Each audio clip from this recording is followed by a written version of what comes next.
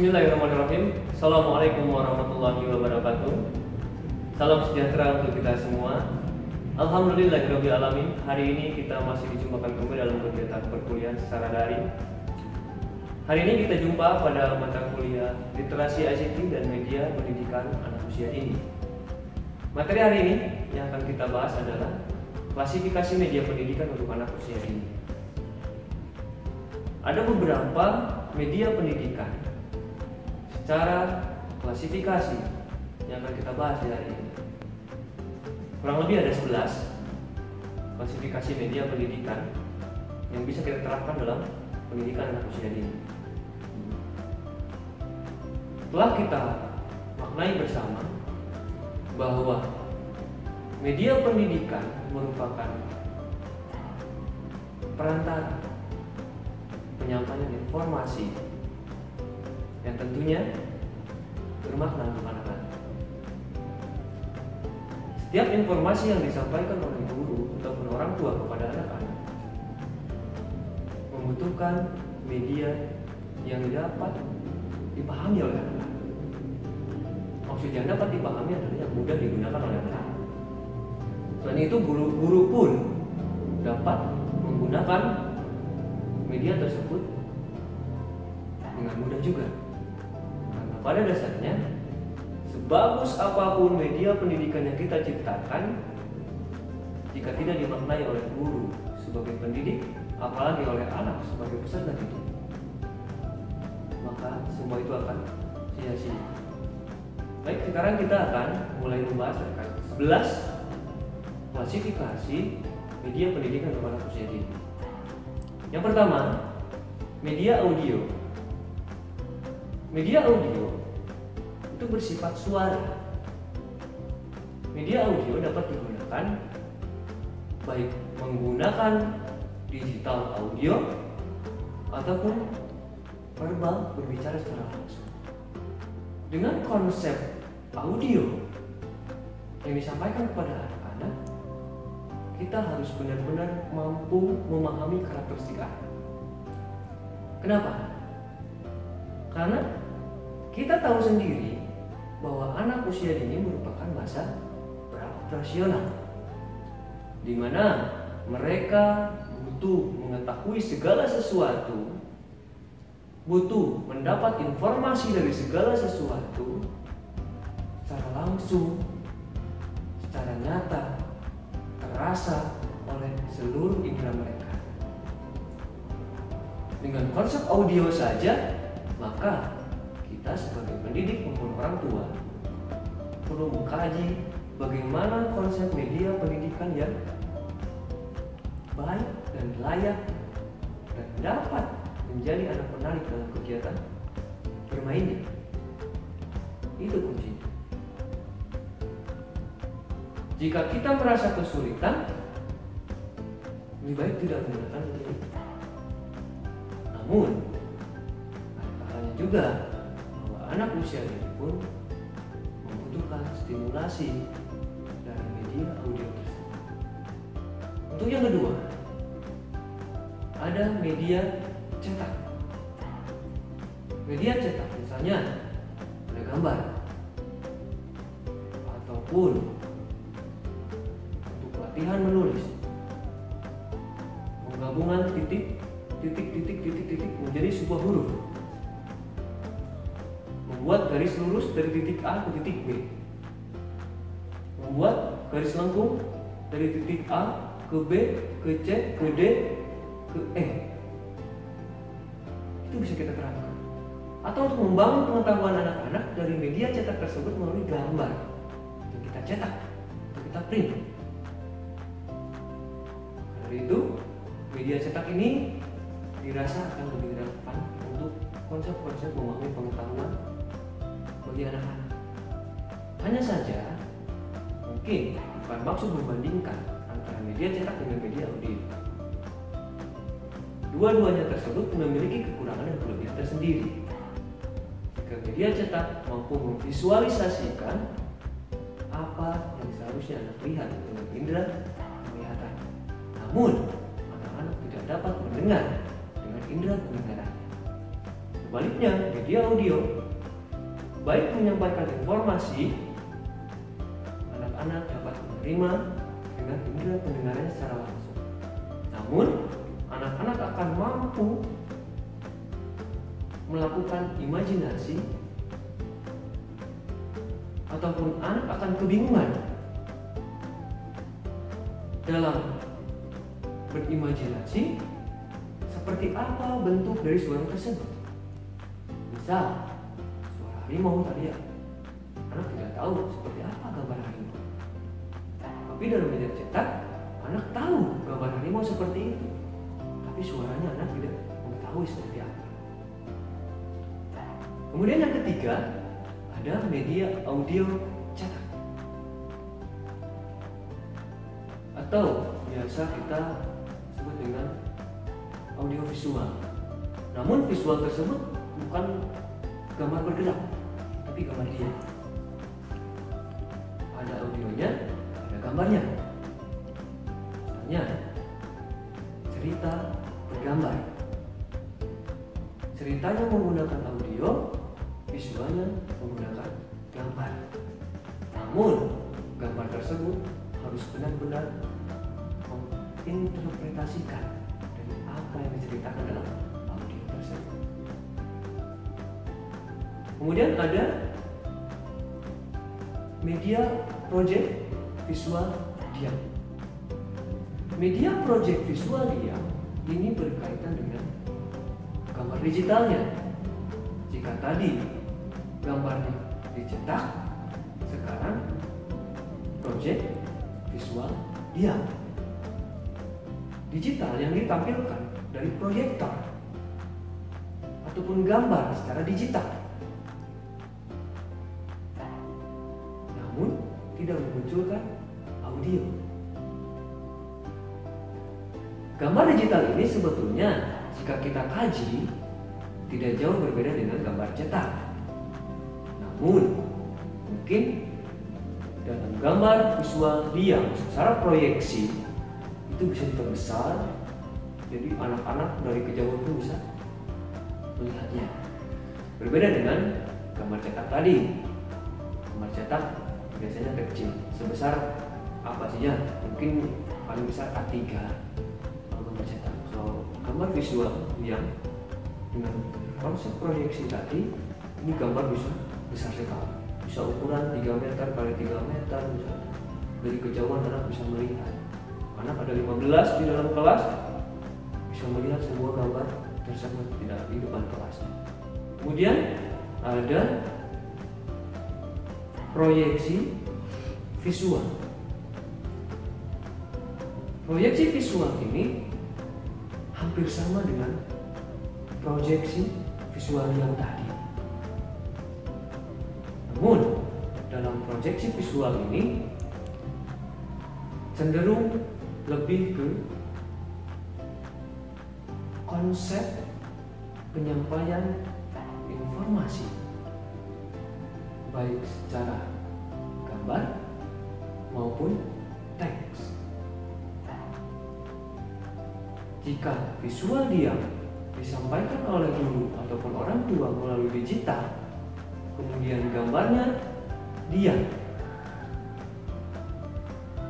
berbeda dengan proyeksi visual.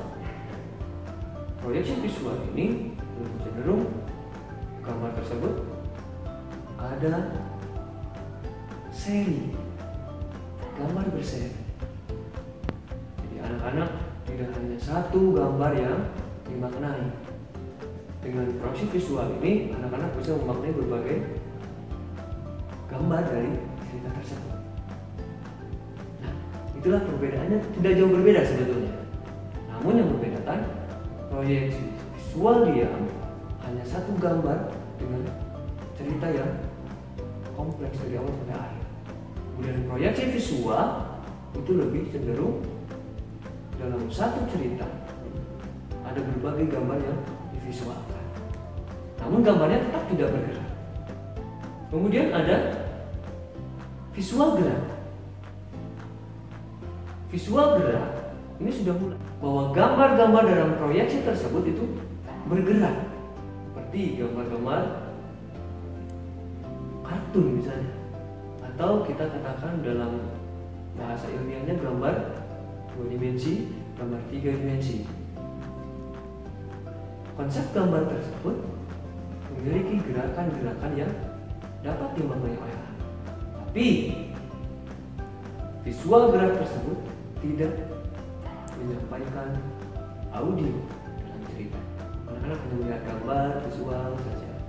Hanya saja bisa secara digital anak-anak memaknai tersebut, ataupun anak-anak bisa menggunakan misalnya buku cerita bergambar. Kemudian ada audio visual gerak. Audio visual gerak ini seperti film-film lah. Film yang menyampaikan visual kegiatan-kegiatan misalnya, kemudian didampingi dengan audionya juga. Sehingga dalam audio visual gerak ini anak-anak akan lebih memaknai sebetulnya terkait apa-apa yang disampaikan oleh guru ataupun orang tua melalui media tersebut. Namun mungkin beberapa kelemahan dari audio ini, visual gerak ini maksudnya, apakah semua guru ataupun orang tua mampu untuk memproduksi? Sebetulnya di hari ini sudah tidak sulit lagi. Banyak akun YouTube, banyak akun-akun yang lain bisa kita manfaatkan untuk anak-anak. Ataupun visual gerak tadi. Visual gerak itu cenderung buku cerita bergambar, baik secara bukan visual gerak, proyeksi visual diam. Proyeksi visual diam tadi cenderung satu gambar tapi banyak ceritanya. Dalam sebuah cerita hanya satu gambar yang disampaikan. Kemudian ada proyeksi visual. Nah, dalam proyeksi visual ini teman-teman juga bisa buka di Google Playbook.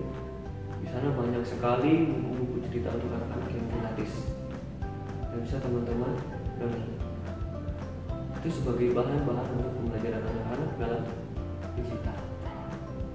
Jika memang di hari ini merasa kesulitan untuk mencari buku-buku cerita bergambar untuk anak-anak dengan harga yang lumayan fantastis, sebetulnya di dalam Google Play Store itu sudah disediakan Google Playbook, dan di sana banyak sekali cerita-cerita bergambar untuk anak-anak yang bisa kita berikan kepada anak-anak dalam bermain gadget. Kemudian ada objek fisik. Objek fisik merupakan ini media langsung lah, saya katakan media langsung. Bentuk media langsung misalnya kita ingin menyampaikan terkait bagian-bagian dari ikan. Kita ambil ikan yang ada pada anak-anak, kemudian kita jelaskan bahwa mata ikan ada berapa, bahwa ikan itu memiliki sirip, bahwa ikan itu tidak memiliki kaki seperti apa, bahwa ikan hidup di air. Kita ambil ikannya, kita perlihatkan kepada anak-anak sambil kita menjelaskan terkait objek fisik tersebut dan lain sebagainya. Namun mungkin jika kita ingin menyampaikan singa seperti apa kepada anak-anak, itu akan kesulitan bagi guru maupun anak-anak dalam menghadapinya jika harus menggunakan media objek fisik ini. Kemudian yang ke-9, media manusia dan lingkungan. Misalnya, ini hampir sama juga sebetulnya dengan media objek fisik tadi. Misalnya manusia, kita akan menjelaskan tentang bagian-bagian dari tubuh manusia. Ada mata, telinga, hidung, mulut, ada tangan, ada kaki, ada kepala, ada rambut. Kita bisa langsung menyampaikannya dari contoh tubuh manusia itu. Lingkungan pun sama. Kita bisa langsung menyampaikan bahwa ini tumbuhan, ini binatang, dan sebagainya. Namun yang membedakan dari objek fisik tersebut dengan manusia dan lingkungan, objek fisik bisa disampaikan dengan miniatur. Misalnya kita membawa patung singa, itu dalam objek fisik tadi.